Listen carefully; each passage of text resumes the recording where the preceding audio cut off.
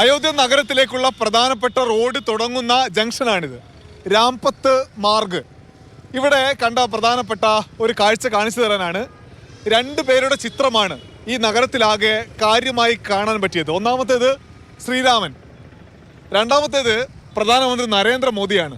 നോക്കൂ, ശ്രീരാമനും പ്രധാനമന്ത്രി നരേന്ദ്രമോദിയുമുള്ള ചിത്രങ്ങളുണ്ട്. അതിനപ്പുറത്തേക്ക് കേന്ദ്ര സർക്കാരിൻ്റെ വികസന നേട്ടങ്ങൾ എണ്ണിപ്പറയാനുള്ള ഒരിടം കൂടിയാക്കി ഈ അയോധ്യയിലെ പ്രധാനപ്പെട്ട റോഡുകളെയും സമീപ പ്രദേശങ്ങളെയും കേന്ദ്ര സർക്കാർ, സംസ്ഥാന സർക്കാരുകൾ മാറ്റിയിട്ടുണ്ട്. നോക്കൂ, പ്രധാനമന്ത്രിയുടെ, മോദി സർക്കാരിൻ്റെ ഗ്യാരണ്ടി എന്ന് പറഞ്ഞിട്ടുള്ള ബോർഡുകൾ എല്ലായിടത്തും കാണാൻ പറ്റുന്നുണ്ട്. ഇവിടെ 10 കോടി പേർക്ക് ഉജ്ജ്വല യോജന പ്രകാരം ഗ്യാസ് കണക്ഷൻ നൽകിയെന്നാണ് ഈ ബോർഡിൽ പറയുന്നത്.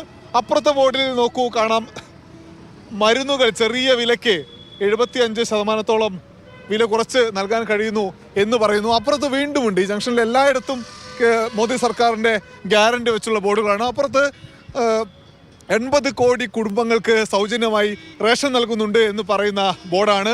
അത് കഴിഞ്ഞ് നോക്കൂ, ഈ പോകുന്ന ബസ്സിലൊക്കെ മോദി സർക്കാരിൻ്റെ വികസന നേട്ടങ്ങൾ പറയുന്ന, ഒപ്പം തന്നെ യോഗി സർക്കാരിൻ്റെ വികസന നേട്ടങ്ങൾ പറയുന്ന എഴുത്തുകളും ചിത്രങ്ങളും നമുക്ക് കാണാൻ പറ്റുന്നുണ്ട്.